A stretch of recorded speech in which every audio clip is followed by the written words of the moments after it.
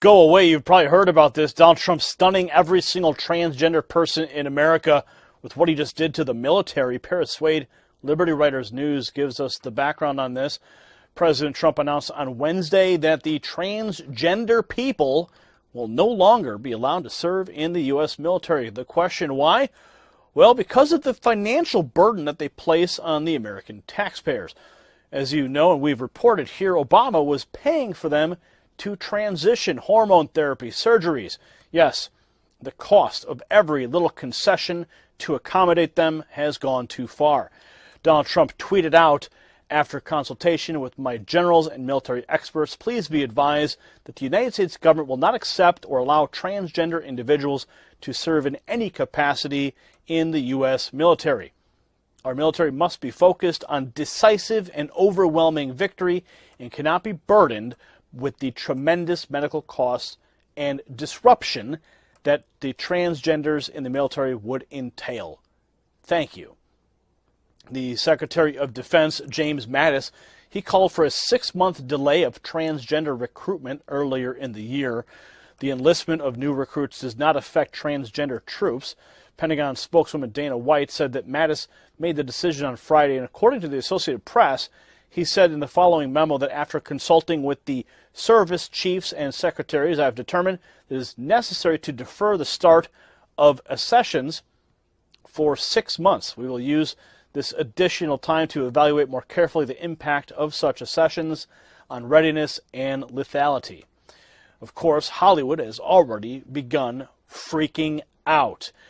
Yes, Caitlyn Jenner to the rescue, right?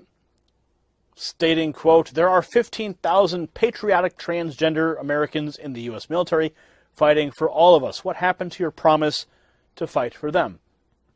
Then, of course, George Takei, the famous Star Trek individual actor there, saying Trump is banning all transgenders from the military. To those who believe Trump would be a friend of LGBTs, time to admit you were conned. And then Ellen DeGeneres, yes, the famous lesbian daytime talk show host, stated, quote, we should be grateful to the people who wish to serve, not turn our backs on them.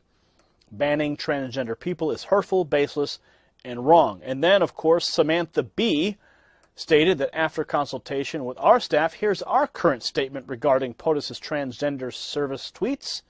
F you. They continue here, let's be honest, who cares? The only thing our military should focus on is its money and time on protecting this country and winning every fight put in front of it. God bless our troops. And I think personally, when you think about it, you got 15,000, according to Caitlyn Jenner's numbers, 15,000 transgender troops. And I believe what's happening is people are going into the military and they are forcing the government to perform these or pay for these medical treatments. They go in because they want, either they're trans and they want to transition, so hey, I can join the military, and they'll pay for it. Very costly procedure. You'd think that every insurance company is going to say, oh yeah, go for it, right? No. But if you join, you can certainly abuse the program, but not anymore. And you also think about, too, the cost of all the concessions, all the bathrooms and all the things you have to do to accommodate these individuals. Very costly, very distracting from the mission of the military. So the only other thing you could really do is create an entire platoon of transgender troops, and you could put them all on the front line, right?